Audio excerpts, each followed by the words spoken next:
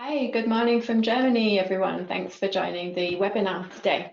I'm Tracy, and I'll be presenting the content today. I'm the EEG-fMRI application specialist here at Brain Products, and I'm also the project coordinator and scientific advisor for the Brain Products Academy. So it's really exciting that we can have this Brain Products Academy webinar today. I'm joined by my colleague Sarah today, so she's going to introduce herself now. Hi, this is Sarah. I'm scientific consultant in the sales team here at Brain Products. I've had Tracy quite a few times with EEG-fMRI cases, so I'm very happy to help her out today and moderating the webinar. Just a few rules for the webinar. So as you will notice, you are all muted. So during the webinar, you will not have the chance to talk or ask questions. The audio should work nicely via the computer, however, not via phone. So make sure that the audio is connected. You can also make a sound check. If you have any questions, there is a question pane where you can write the question. I'll be in the background and maybe I will be able to answer the questions during the webinar. Maybe I will keep some questions for the Q&A. There are going to be two Q&A sessions, one halfway and one at the end. So it's nice to keep some questions at the end so that I can ask them to Tracy and Tracy can give you a feedback directly. And then there are also going to be a couple of handouts that you can download and save for your reference. And Tracy is going to mention when you can do that. To start with, so that we allow people, the later ones, to come in, we would like to launch a poll just to have an idea of your background. So I'm going to launch the poll right now. So here we are just asking you if you have already worked with EEG and fMRI combined, if you have worked just with EEG or just fMRI or neither of them. There's no right or wrong answer. It's really just to check what's your background. We're going to cover the basics of safety and guidelines for the setup and so on. So this is just for us to understand who we are talking to. All right, so I have people that are answering. I have 70%. 80% have voted, so let's wait a few more seconds and that everybody can answer. Okay. Yeah, I think I can close and yeah. I can mention, so close, and I can share. Okay, so this is quite interesting because the majority of you have never worked with either, so nor with EEG nor with fMRI. That's super interesting and hopefully will give you interesting insights today. And then we have basically the same quantity of I've worked with EEG but never MRI. I've done both. And then 17% of I've worked just with MRI. I'd say that it's quite a variety here. Yeah, that's quite a broad range. And yeah, like you said, that's interesting that we have some who've never done either technique. So yeah, that's really great that we have such a wide spectrum today. Yeah, let's see how many questions are going to come up. Yeah, that's great. Okay, so should we get started, I think? Yeah. So yeah, I'm gonna hide in the background and see you later. Great. Okay, so yeah, as Sarah already mentioned, this is a basics introduction to safety and data quality in EEG-fMRI. So the aim of the session is to cover these topics for those of you who are new to this field or those who are maybe coming back to the lab after a long break and need a bit of a refresher. So I'm going to cover the main points related to this topic, which are the interaction between the EEG system and the MRI scanner, and what effects that has on safety and what we can do to improve that situation, and what effects it has on the data quality and what we can do during setup and pilot testing to help us get better quality data. So this is a huge topic, and we could probably do at least an hour's webinar on each one of those parts individually. So this is an overview. So what we're going to do is throughout the webinar, we're going to drop some links into the chat. So Sarah will do that while I'm talking. So if there's a topic that you want further information on, you can follow those links. And as Sarah already mentioned at the beginning, there's a couple of handouts associated with this session, and they're kind of checklists for the safety and the data quality aspects that you can use in the lab to help you with your setup, and it covers much of the content that's on the slides, so you can download those handouts. And remember to drop your questions to Sarah as well, so we will either answer them during the session, either verbally or in the chat window, and if we have too many that we can't get to, we will follow up after the webinar, so all questions will get answered. And remember that we have all of our user manuals and documentation on the website, so if you ever want any further information, the website is a good place to start. Okay, so let's get stuck into the first part of the topic. So we're going to consider the interaction between the EEG and fMRI systems. But why should we consider this? So there are a couple of reasons, which is really the whole topic of this webinar. And the first is safety. So if we understand the interaction between the devices we take into the scanner room and the scanner itself, we can understand the possible risks. And importantly, we can optimize the setup so we can reduce those risks and have safe recordings. The second factor is data quality. So, oops, my slides have gone crazy. There we go. So the data quality is also an important point. So we really want you to get usable, publishable data. And if we can understand the interaction of the system with the scanner, then we can understand those sources of artifacts, and we can reduce those during the recording, so you have generally better quality data, and we can also correct those artifacts that we can't eliminate during recording offline later. Now, I'm not going to cover the data handling today, so I'm not going to look at any offline analysis, but I will point you to some additional resources throughout the webinar if that's where your interest lies. Okay, so let's consider our EEG system. So I'm going to consider the components that we take into the scanner room. So the first part is the EEG cap, so the brain cap MR. And what we have here is a number of electrodes sewn into an electrode cap and electrode lead wires that then lead out of the cap and connect to an amplifier behind using cables. So here we have a flat ribbon cable in the image. We also have some shorter round bundled cables available now as well, but you will have connecting cables between the cap and the brain MR or MR Plus, depending on which system you have. Now, we should consider what our EEG system is, and it's essentially a recording circuit. So what we have is a circuit between the reference electrode and all of the EEG electrodes that are recording a signal. So the signal is recorded relative to that reference. So it is a recording circuit or a recording loop. Now, these three components of the system, the cap, the cables, and the amplifier, are the parts that you actually take into the scanner room and interact with the magnetic field. There are other components like the USB adapter or the sync box, and they're outside of the scanner. So for the interaction, we're only going to consider these components. Okay, so we know what our EEG system is and what that's doing, but let's have a look at the scanner. So this is an EEG webinar, not an MRI webinar, so I'm not going to go into details about how an image is required or how an MRI scanner works, but it's important to know what components there are and what effects they might have on our system. So the first is the magnet. So this is the field strength of the scanner, so 3 Tesla, 7 Tesla, you may have heard. And this is really the static magnetic field, and it's always there. So any effect that this has on safety or data quality is always present. The second component we should consider are the gradient coils, and these are responsible for the rapidly changing magnetic gradients that are required for imaging. So these vary across time in the X, Y, and Z direction, and so you get this so-called gradient switching. And this is necessary for imaging. So these only occur when you're actually running a sequence. Likewise, the RF coil is responsible or is needed during imaging as well. So this is active when you're running a sequence. And this is radio frequency pulses that are incredibly high frequency.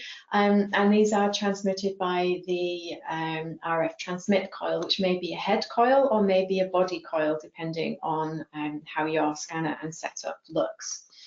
Okay, so we have considered what our EEG system is and what the MRI scanner is, and now we want to consider what those interactions are. So I will briefly cover each of them, and then I'll come back to them in detail with relation to safety and data quality in the respective sections of the webinar. Okay, so first up we have our static field, and the main effect or interaction that we're interested in here are translation and torque effects on ferromagnetic materials. So if you have ferromagnetic material in the magnet, it can be attracted or accelerated to the center of the bore. So yeah, the image shown is a chair inside a scanner bore. I'm sure we've all seen these images of things that really shouldn't be in scanner rooms that somehow end up stuck to the scanner, and this is the situation that we want to avoid. So we avoid taking anything ferromagnetic into the scanner room. Now, the static field also has an effect on our data quality, and I will cover that in a lot more detail in the second half of the webinar. But essentially, movements within the static magnetic field cause artifacts that you wouldn't necessarily see in the laboratory environment. So now we have our gradient fields, and the effect that we're concerned about here is that currents will flow in a conductive body if it's placed in a time-varying magnetic field. So as I explained on the previous slides about the scanner, these are gradient switching or changing magnetic fields across time that are used to acquire the image. And our EEG leads are a conductive body, and so we're concerned about inducing currents in those leads. And the main safety concern related to this is heating. So here we have an image of a brain cap MR during MRI imaging with suboptimal cable routing, and lighter areas are hotter areas, and you will see that the cables are getting a little bit warmer than the rest of the cap, and the curved cable routing is contributing to this, and hopefully that will become a little bit clearer why when we've completed the safety section. The gradient fields are also a big concern for us in relation to artifacts. So the amplitude of these artifacts is huge, and so we get what we call a gradient artifact in the data, and I will explain why that's important in the data handling section. The final component is the RF fields. So the effect that we're concerned about in terms of the interaction between the scanner and the EEG system is that electromotive forces can be induced in a conductive loop. And as we've already described, our EEG system is a recording circuit or a recording loop. And so we've placed that inside these RF fields.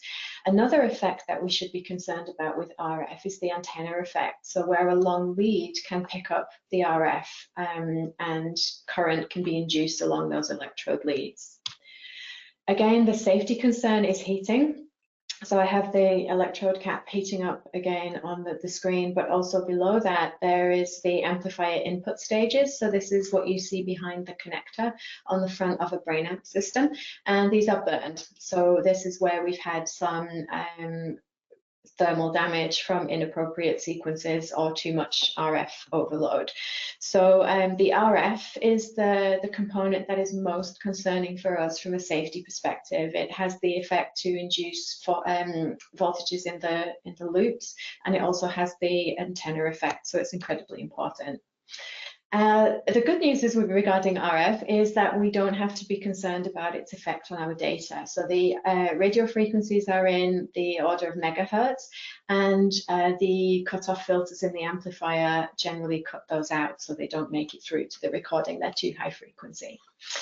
Okay, so first up we have a little knowledge test for you, so see if you've been listening. The results are anonymous. We're not going to show your own results on the screen, just a percentage. So Sarah's going to launch a poll, and if you could answer what you think the main risk of the static magnetic field is based on what I just described.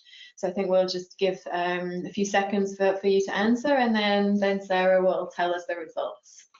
Yeah, I see of the audience has voted. Let's give a couple of more seconds to see if everybody has been listening carefully. 80%, yeah, let's say that I can close the poll and see the results. Good. So I'm going to share the results. And the winner is projectile effects on ferromagnetic material. And then second comes heating, and then someone answered acoustic noise. Yeah, so the main risk of the static magnetic field is the forces on ferromagnetic materials. So yeah, most of you got that right. So that's great. Yeah, the gradients and the RF are responsible for the other two. Okay, let's carry on. We've had to think about the potential safety risks. Now we want to look at what we can do to make sure our recordings are safe. So the main point is to always follow your general MR safety guidelines. So anything that you have in place locally in terms of MRI procedures or policies implemented at your MRI facility, they should always be followed. And the considerations that we're going to present today are to complement the safety instructions for general MR environments. So they're not intended to replace your local rules, they're intended as an add-on to those. We also recommend that anybody that's using the BrainAmp MR system in the MR environment has the status of an MR authorized or MR operator person. And usually if you're working inside the scanner, you have to do this anyway. At your local facility, there's usually regulations in place. And we do recommend that you follow those and have some safety training before using the devices in the scanner. Another important point that you should always follow around the MRI scanner, regardless of whether it's EEG equipment or not, is to observe the labeling of all items used in and around the scanner. So those of you who answered at the beginning that you're familiar with MRI, you're probably familiar with these labels as well already. And our products are also labeled according to the ASTM guidelines, which are the industry standard for MRI labeling. And they are MR safe, MR conditional, and MR unsafe. And they always have these symbols. So they can be black and white, but they're always these shapes. So MR safe, means that the item contains no ferromagnetic components or no metallic components and can be used in the scanner without any concerns or any restrictions. MR conditional means that the item does contain some metallic components or ferromagnetic components and can only be used inside the scanner under certain conditions. And MR unsafe means that the item cannot be taken into the MRI room. So our system is MR conditional. So the electrodes are made of silver chloride, the leads are copper, and there are other metallic components within the amplifier itself. And so it doesn't fall into the MR safe category because for these reasons. So the components that I showed you at the beginning when describing the the EEG system, they are MR conditional. Now, it's also worth noting that we have some items in the product range that are MR unsafe and should not be taken into the scanner room. An example is the sync box or the USB adapter. So these are connected to the computer and they should be in the control room or the technical room, so they shouldn't go into the scanner room. So always observe the labels that are on the products that you get. So I mentioned that our system is MR conditional, and during the safety part, I'm going to tell you a little bit about what those conditions are and how you should use those in the environment. So this is a brief list, and I will go into detail in all of these in the next few slides. But the most important points are that you should stay within the recommended sequence guidelines. You should use an appropriate head coil for EEG because the head coil will determine how you can route the EEG cables, and this is critical for the safety. You should make sure you have a low impedance at all electrodes, and you should take care of the position of the amplifier and cables inside the scanner so that it's in line with the Z-axis of the scanner. So this means that it's central relative to the RF fields and also to the gradient fields, because the gradient fields are lowest along the axis of the bore. Now, this is a lot of information, I know, and so we do have these safety guidelines in a handout that's associated with the webinar, so you can download that, and the information that's on the following slides is contained in the handout. And we do have a full explanation of all conditions of use in our documentation for the BrainAmp system that you can download from the website. Okay, so the first thing I'm going to come to is sequence considerations. So we have recently changed the way we define our MR conditions for the BrainAmp system based on developments in the MR community, where there's a bit of a trend to go towards stating a maximum B1 plus RMS for MR sequences that are used for EEG-fMRI. So this is a little bit more flexible. Instead of stating a specific sequence type, so an EPI sequence, for example, or specific sequence parameters like the TR or the number of slices. Now, for those of you who are not familiar with MRI at all, or with none of these techniques, I've probably just said a lot of words that mean nothing to you. And so I would advise you to follow the link that Sarah will put in the chat that leads to our sequence guidelines explanation, and that should make it a little bit clearer about the B1 plus RMS restrictions. But just to summarize, I'll give a brief overview. The B1 plus RMS is a metric that quantifies the amount of radio frequencies that is used during scanning. So if you remember from the description of the MR scanner and how it interacts with our system, our biggest concern is the RF power, because that can induce currents in loops or along leads as an antenna effect.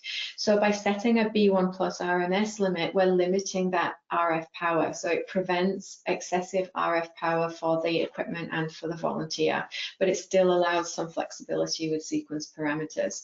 So if you do want more information on that, then follow the link that Sarah put in the chat. Okay, now head coils.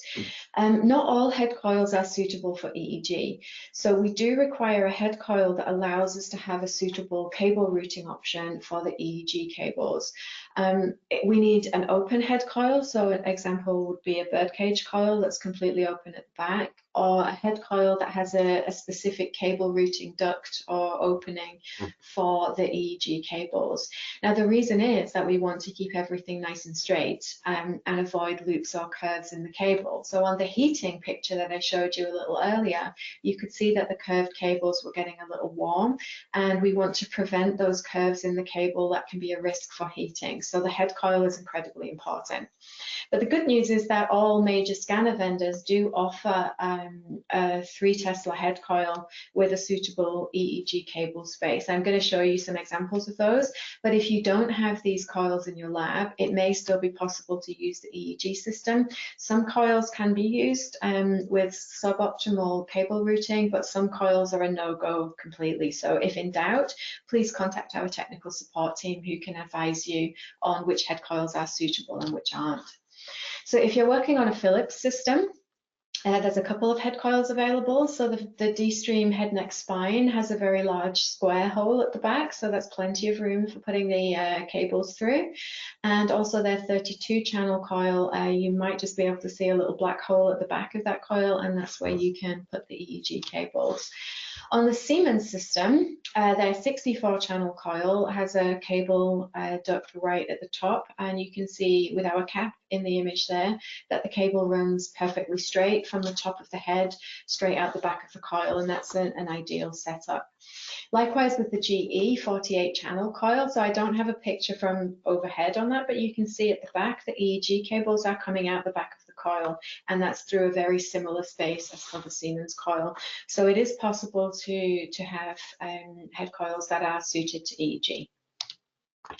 Okay, preparation of the EEG cap is also important. So it is important for any EEG experiment, so you should position and prepare the cap as normal, but you should really make sure that all electrodes are filled with gel and check your impedances.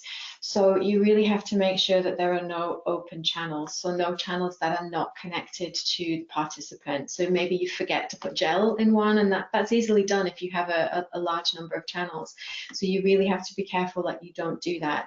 And the reason is that the open channels will mean that those electrodes and cables act as antennas and are more risky for picking up the RF power. And so you have to make sure that all of the electrodes are gelled and in connection with your participant. So what we also recommend that you do is you check the impedance again once you're inside the scanner, so before you start running any of your sequences, just because you have to move your participant from where you're preparing the EEG cap, so maybe in the control room, then you have to move them into the scanner room, get them positioned on the scanner bed, etc. And there is a possibility that the electrodes could get moved or dislodged, especially if you're putting cushions and padding in the head coil. So always check your impedances again in the scanner. Now, on the brain cap MR, we have an ECG electrode, and I will explain a little bit more about that when we talk about the type of artifacts. But this lead is a little bit longer, and so we have to take more care of making sure that this lead is straight, because there are risks of having loops or half loops in the cable. So you should make sure this is as straight as possible, but allow the participant a little bit of room to move their head. Otherwise, if they move their head, they're just going to dislodge the electrode. So usually what I do is ask people to just bend their head forward just a little bit and then position the electrode, and then that means they're not going to pull the electrode away. Okay, so the final part of the safety setup is, where do you put everything? So how should the equipment be positioned inside the scanner? So this is the same image as I showed earlier when I described the system, but now the head coil is on and closed. So inside the head coil is the EEG cap with the cables leading perfectly straight out of the back. Then the cables should be short, straight, and taut. So again, the straight cables that are fixed and not able to move means that they're not going to have loops or half loops formed in them, so they're less likely to heat. And the amplifiers should be placed inside the scanner board directly behind the head coil. So make sure that the amplifiers are not in contact with the board. They should be placed on a platform of some description, preferably in line with where the cables are leaving the cap, but they are made to function within the magnetic field, so having them inside the scanner bore is perfectly fine. And that also means that we can have shorter cables connecting them to the cap, which is better for safety reasons. Okay, so before we move on to question and answer session, we have another quiz for you. So Sarah is going to launch another poll about the brain cap MR. So yeah, whether it's what label that carries. So yeah, that's on the screen now. Yeah, and I see that people are slowly voting, 50%. Good. I will give a couple of more seconds just so that everyone can have the chance to vote. And I say that we can close right now. Close, and I will launch the answer. And the winner is MR conditional. Somebody said MR safe, but I'll say that MR conditional is the correct answer. Yeah, so good. So yeah, the cap contains silver chloride electrodes and copper lead wires, so it can't fall into the MR safe category because it has these metallic elements in there. Okay, so that's our safety part covered. And so before we move on to the data quality, we're going to see if you have any questions. So Sarah, do we have any questions so far? Yeah. We've got a few minutes to take a few questions. Yeah. For example, I have a nice question here. What impedance values should I aim for my electrodes? Yeah, that's a good question. So I mentioned that you have to have low impedance or a good connection. For safety reasons, you should be aiming for under 100 kilo ohms, and that's what the limit is in the recorder software for the brain amp. So once you're within that range, it shows you that the electrode is connected. I would definitely advise to go lower than that if possible, so under 50 to ensure a good connection, and for data quality, even lower. So there's kind of two levels with the impedance. One is about safety and making sure the electrodes are connected, and the other is about your data quality. So I would say under 20 for really good data, and under 50 or so for the safety aspect. And also to note that impedance isn't the only criteria that you should look at. So the signal itself can also indicate whether your electrodes are connected and safe. So a plausible physiological signal at each electrode is also a good indicator that you have a good connection. So always check the signal as well as your impedance. Okay. Yeah. Anything? We do have another question. I think it's worth mentioning to the whole audience. And the question is, can we use the active electrodes, the ActiCap electrodes inside the scanner? No, no. The active electrodes do contain some electronic components at the electrode, which are not safe to use in the MR at all. So you can only use the passive electrodes inside the scanner. So the cap that I have here is the brain cap MR with the passive electrodes. The active electrodes should never be taken into the scanner room. We have time maybe for one more question, Yeah. which is actually interesting. So in the MRI scanner, the participants lie on the back of their head where the occipital electrodes are. How Yes. would you recommend to collect data from occipital electrodes without getting artifacts such as skin potentials? Okay, yeah, I'm going to come a little bit to this in the data quality section in terms of how to set things up. Yes, you're lying on the electrodes. The important point is to make sure that the volunteer is comfortable, and then you're not going to get as much movement. So any movement can affect that electrode and skin contact point. So having a neck cushion or under the neck just takes a little bit of pressure off the occipital region, so you're not lying fully on those electrodes, so there's a bit less pressure on there. And also something like memory foam can help. So the cushions that you get at the scanner tend to be quite firm, and having something that's a little bit softer that can kind of mold around the electrodes also takes a little bit of pressure off them.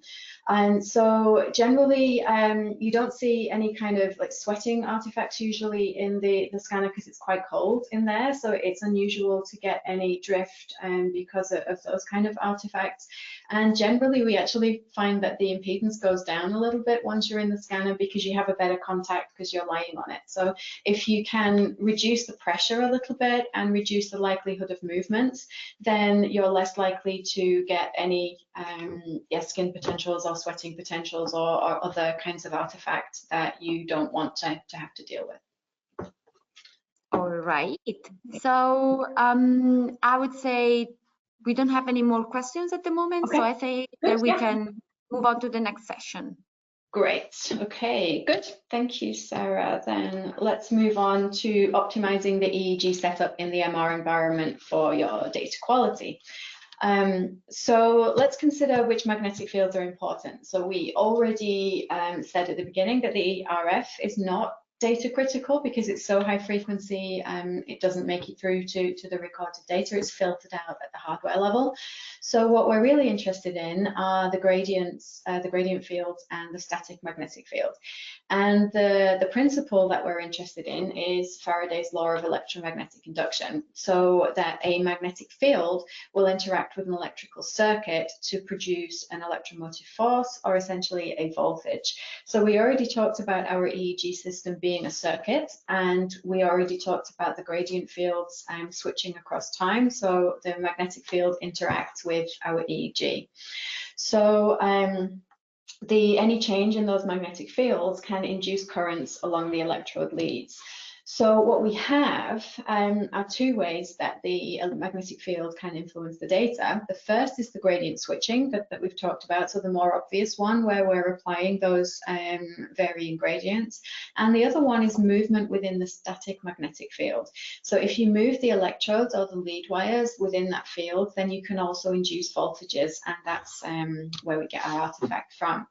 So any current flow that's induced either by moving in the static field or the induced gradients, they will generate these voltage potentials that get recorded with the data, and they're much, much bigger in amplitude than your EEG data. So the problem is that you have a hard time seeing any EEG if you have these artifacts. So this is why recording EEG in the MR environment is so challenging, and why optimizing your setup and thorough pilot testing is so important. So I keep talking about artifacts, and it's probably a good point to tell you what those artifacts are.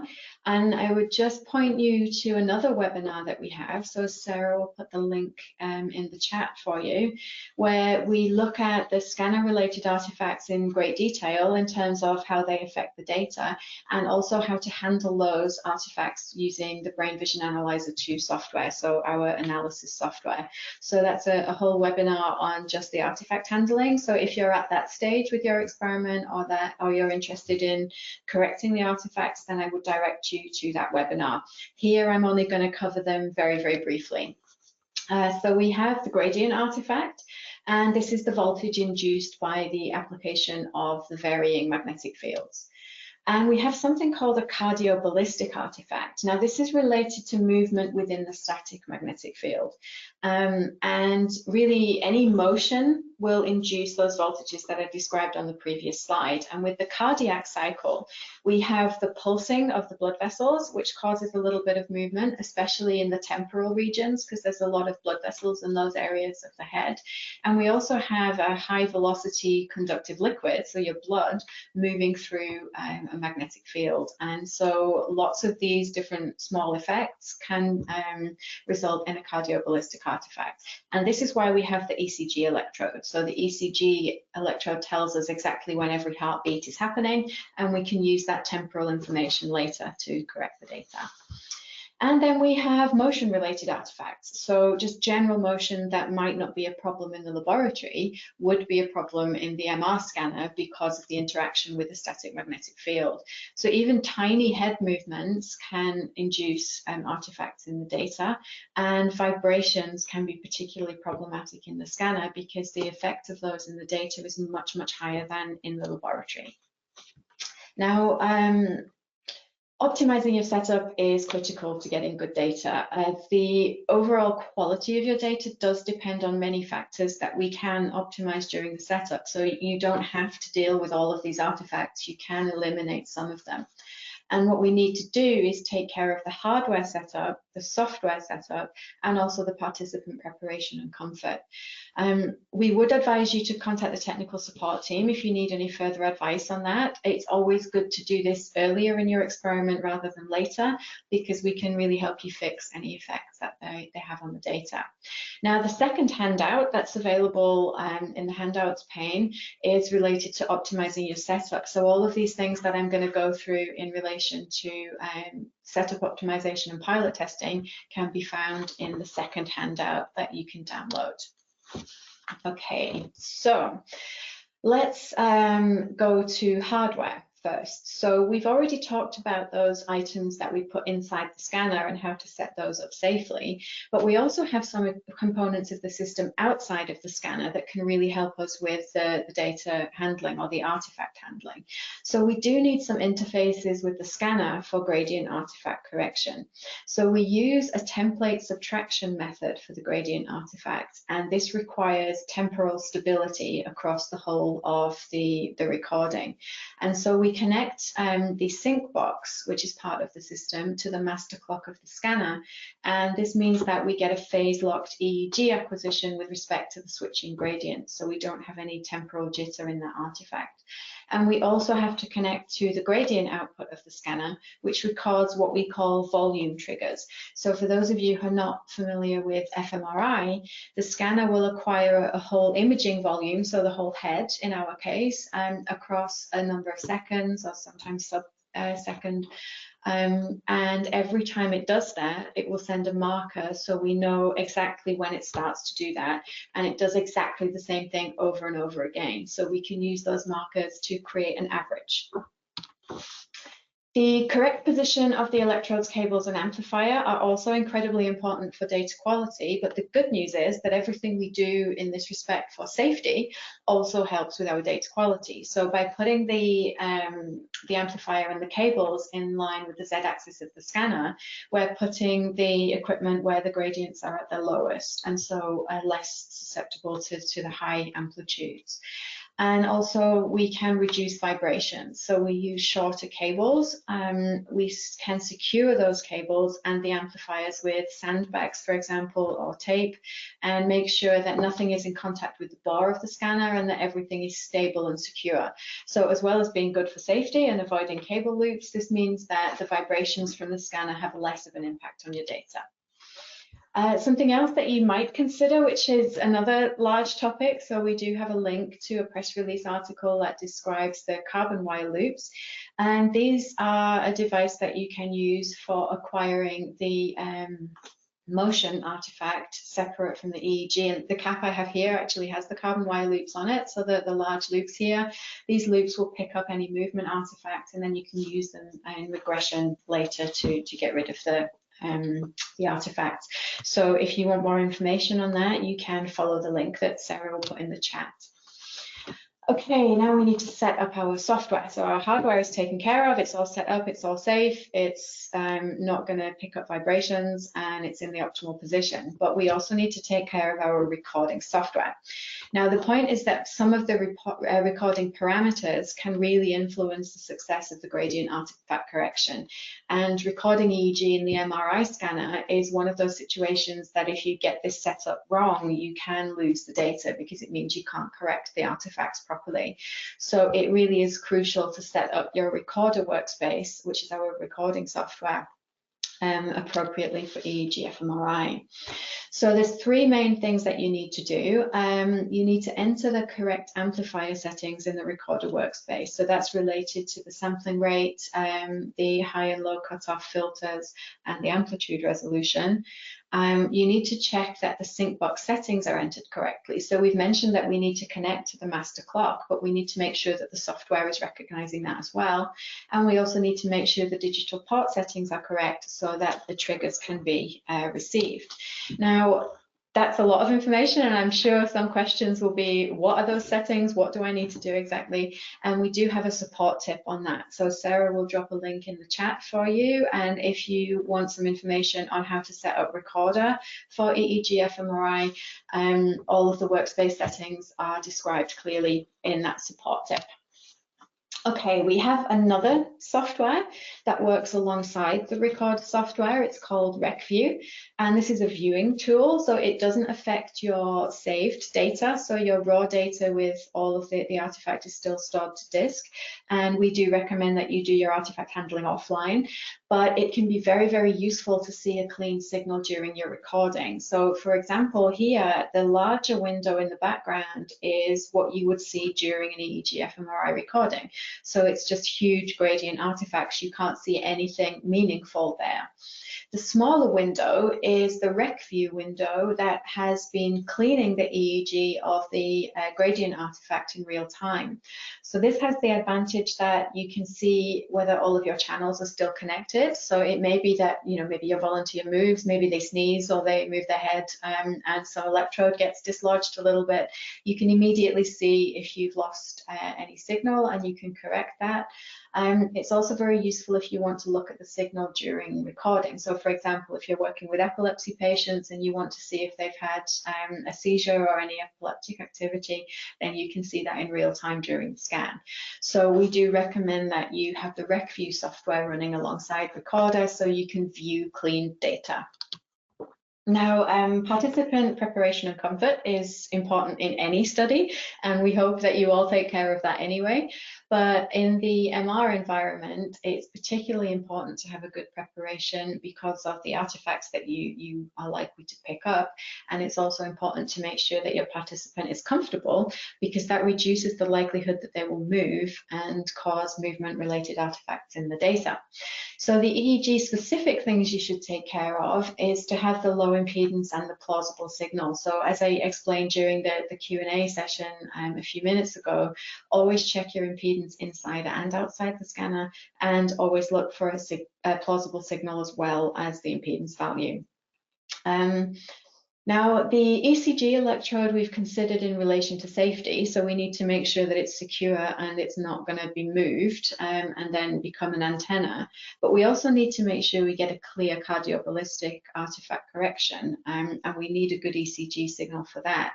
So the best place to put the electrode is ever so slightly to the left of the spine, so maybe 1 or 2 finger widths away from the spine.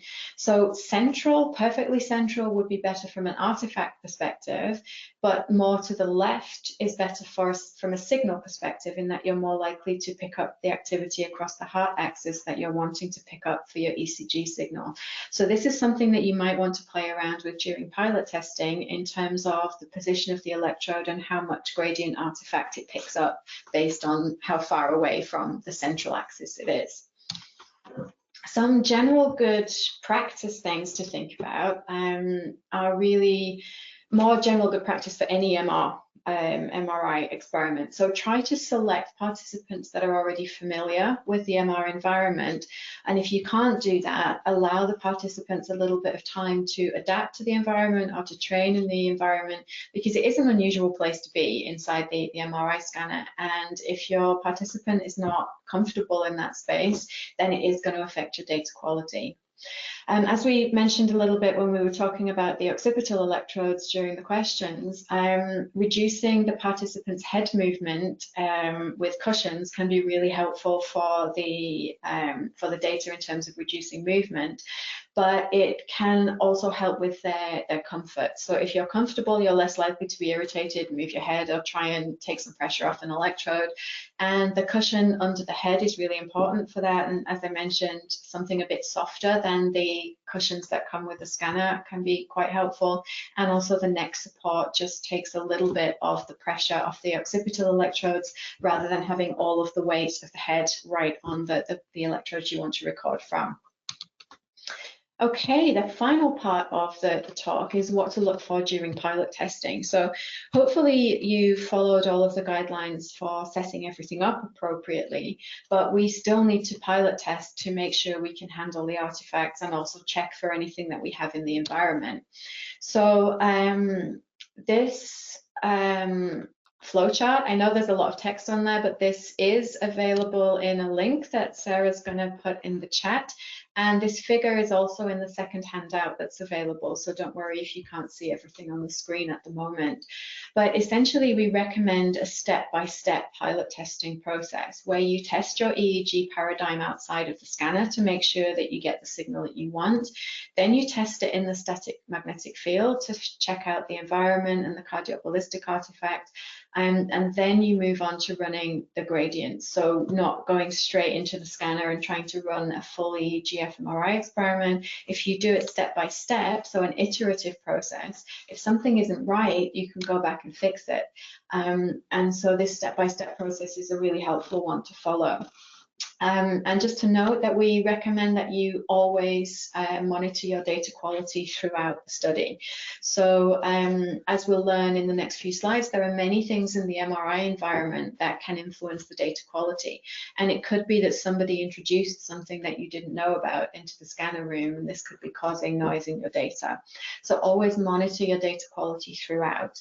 And really don't wait until you have all of your data before you look at it. So there may be things that can be fixed that can improve your data quality. And if you only realize that at the end of your study, then that can be disastrous for your data. So really do all of this very early. So during pilot testing, we recommend that you check for noise in the static magnetic field. Now, I just want to remind you of the handout. The second handout also contains these pilot testing steps as well as the setup.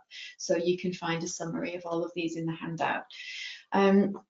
The MR environment can contain many sources of noise that are there even before you run a sequence. So you can test all of these things just in the static magnetic field before you even start running any gradients. Examples are the helium pump. So the magnets are cryogenically cooled. So they're superconducting magnets and they need helium. So there's a pump associated with that.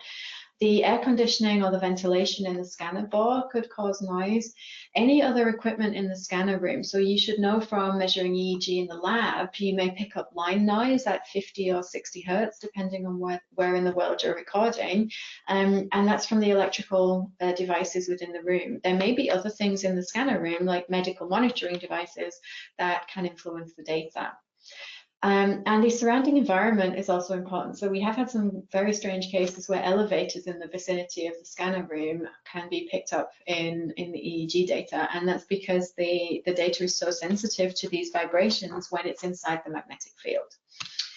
So with all of these artifacts, they're not actually related to scanning. So it's better to eliminate them from the recording beforehand rather than handle them offline later, because some of the artifacts we can't do anything about during the measurements. The gradient artifact, the cardioballistic artifact, they will be there and we have to handle them offline later. But these ones we can eliminate in some cases before we even record. So we recommend that you do this during pilot testing. And we also recommend that for every data set that you acquire, you have around a minute or two of data in the static field before you start running the scanner.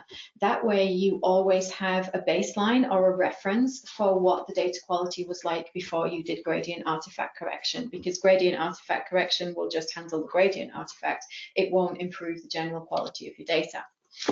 So I'm just going to briefly show you how you can do this in Analyzer, so how you can explore the data. So Analyzer is our analysis software, and this is a screenshot from there where I have selected a chunk of data, and this gives us our transient views menu, and you select FFT.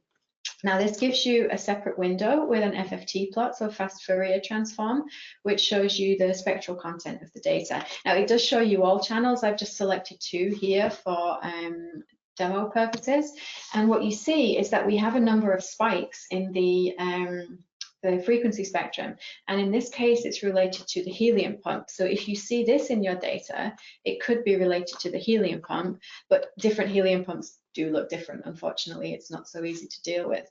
Now the noise profile here looks slightly different, and this is from the ventilation system. So this was recorded in the same scanner on the same day in the same participant. So I was going through this exact pilot testing process I'm describing to you when I was helping a customer install a new system. So I was going through the different things in the environment that might affect the data, and the ventilation looks like this. Now here, we've switched off the helium pump and the ventilation, so the air conditioning in the bore, and you can see that all of those peaks in the frequency spectrum have gone, and we have what looks more like a regular EEG spectrum. Now, I would just mention that it's not always possible to switch off the helium pump or the ventilation system, and you should absolutely consult with your local person who's responsible for the scanner before doing any of those things. But it is worth looking for different noise in the data. You may be lucky and you get a plot like this immediately, and that does sometimes happen. Okay, so the final thing to look at is the prerequisites for the scanner related artifacts. So I mentioned that we have to handle these artifacts, and we can do some things that help us with that. So we need to make sure we have the sync on markers that are associated with the sync box. We need to make sure we have the R128 markers that are associated with those volume triggers that come from the scanner every time it's scanning. And we also need an ECG signal with a clear peak, so check that you have those. And when you're pilot testing your gradient artifact correction, you should make sure that the marker timing is perfect. So the markers should be absolutely equally spaced. You should also check for saturation. So by saturation, I mean these little flat points at the end of the edges of the signal. And this is an ECG signal. And what's happened here is the amplitude of the gradient artifact is too high for the analog to digital converter. And this is more likely to occur in the ECG lead because it's longer. And that means the circuit is larger, so the amplitude would be bigger. Now, after gradient artifact correction, your data should look like it does in the static field, so the baseline data that you measured. If you have residual gradient artifacts, it will look like this. So you'll get peaks in the frequency spectrum at the slice frequency and the harmonics of the slice frequency. And if you're seeing that, you can contact our technical support team, who will be able to advise you on how to try and eliminate that. The final thing to do in pilot testing is your cardioballistic artifact. And for this, you need to check the ECG signal. Now, it will look different inside the scanner. It will be distorted, but the main point is that you can get the regular R peaks. And as I mentioned, the ECG can be more susceptible to residual gradient artifact because it's more susceptible to saturation. And in this case, you can actually filter the ECG quite heavily without destroying the signal. So you can filter that without filtering the EEG. And finally, we recommend that you run the cardioballistic artifact correction in semi-automatic mode, so you can start to get a feel for what peaks are identified in the ECG signal, and also to try and check the quality of that correction based on the different parameters for the cardioballistic artifact correction. And it really does help you get a good feel for the data. So we really recommend that you spend some time on that. And if you do all of those things, you're ready to start your study. So to summarize, if you understand the interaction between the EEG system and the MRI system, it can help us have safe and successful measurements. So safety-wise, the rules are really simple. You follow the local MR safety procedures and you follow all of the guidelines in our documentation. And for data quality, the biggest advice that I can give you is to pilot test and make sure you've checked everything before you acquire data for real. And then finally, remember we have a lot of resources to help you. So Sarah's been putting links in the chat throughout the webinar, so you should be able to see that we do have a lot of supporting material for this. And also remember that our support teams are available to answer your questions as well. So I think we should move on to questions for this session. So Sarah, do we have any questions coming in? Hello. Yes, we have a few questions. Okay. And let me start with this.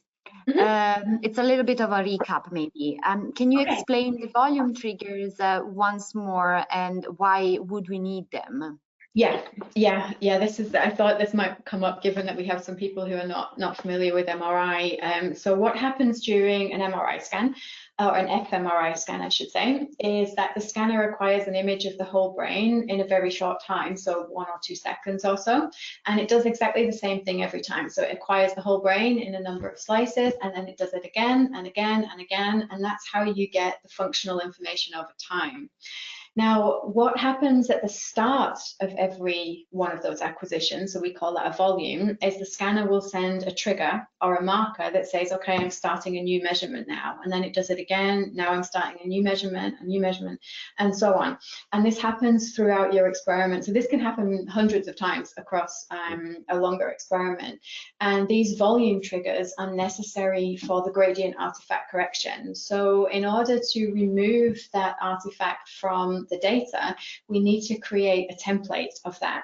So what we do is use those triggers to then break the data down into those small sections and then make an average of those artifacts, so we can subtract an average template from the data. So it's really the kind of shorter explanation is that it tells us exactly when the scanner is starting at the acquisition of an imaging volume, and then we can use that marker to help us make a template for rejecting the gradient artifact, which is essential if we want to have any usable data at the end. Yeah, and I have actually another follow-up question now that you talk about the gradient artifact. What should I do if some of my channels are saturated by gradient artifact? Yeah, that's a tricky one to deal with, because it can be for a number of reasons. The most common is the position of the equipment. So if anything is slightly off center, then the chances of picking up a larger amplitude are increased. So if it's the ECG channel, like I demonstrated, then you can move it slightly closer to the spine, so it's still central. You would still then need to check if you get a good ECG signal, but definitely moving it more to the middle helps. Likewise with the cable routing from the head coil. So if you're using a head coil that doesn't have the cable duct, for example, then you should make sure that, or see if there's a different way to route the cable. So if they're too far off center, that could be contributing. If you're seeing it in a few channels, so maybe the ECG or the frontal channels, that's because those leads are longer. So we mentioned that the currents or the voltages are induced in a circuit or a loop, and the amplitude of those is actually proportional to the size of that loop. So that's why the ECG signal is more susceptible to these saturation effects. So if you're seeing it in a few of the longer leads, then it is likely to be a position issue. If you're seeing it globally at all of your channels, then it's more likely to be the recorder settings. So the amplitude resolution setting in the recorder workspace does influence the dynamic range of the amplifier and whether you can capture the full range of the gradient artifact. So we recommend that you use the 0.5 microvolts per bit resolution. There are others available if you have the BrainAmp MR Plus, so you can also have 0.1, but we recommend 0.5 for EEG-fMRI. Yep, I think we have time for one more question, maybe. Yeah. So that actually goes back to the beginning of the talk. Yeah. So you said that the guidelines are for 3 Tesla scanners. Yes. What if I wanted to use a 7 Tesla? Yeah, okay, that's a good question. There is a lot of, or there is a trend for ultra high field imaging at the moment, and then the natural progression is to start adding the multimodal imaging, and EEG is one of those things. So at the moment, all of our guidelines are tested for 3 Tesla. So our equipment is tested for 3 Tesla. It is possible to do EEG-fMRI at 7 Tesla, but it requires some consultation. So we would just invite you to get in touch with us to see what kind of setup you have. So there are a lot more restrictions at 7 Tesla in terms of the kind of head coils that are available, and the parameters are a little bit different in terms of the radio frequency wavelength, which interacts with your cables. And so it's not as simple as just taking your 3 Tesla system and putting it in 7 Tesla, but there are ways that we can help you achieve that if that's what you want to do. But yeah, all of the guidelines I've spoken about today are for 3 Tesla. Yep. Thank you. I think we have no more question at the moment. Okay, It's actually exactly 10, so yeah. we made it perfectly on time. So if there are any further questions, you can always reach out to us, to Tracy, to our technical support. I hope Tracy has covered some interesting topics for you. So I thank you, Tracy, very much for the beautiful webinar, beautiful content. I thank the audience very much for participating. And have a nice day, evening, wherever you are in the world. Yeah, thank you, Sarah. Thanks for helping out with the questions and the moderating. That's great. And thanks for attending to all of the people we have online. So yeah, thanks. Have a good day. And yeah, hopefully see you again.